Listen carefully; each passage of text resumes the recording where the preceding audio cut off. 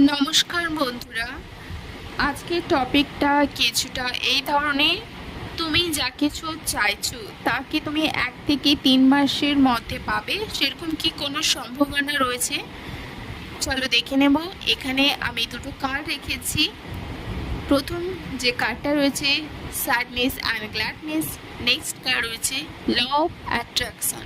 তোমরা কার্ডের ওয়ার্ড অথবা পিকচার দেখে যার যেটা ভালো লাগছে তোমরা ওটা সিলেক্ট করবে। ওকে, তোমরা অবশ্যই এনার্জি ক্লেম করবে, লাইক করবে, শেয়ার করবে এবং অবশ্যই সাবস্ক্রাইব করবে। তোমরা কমেন্টে সকলে টাইপ করবে thank you universe. Okay okay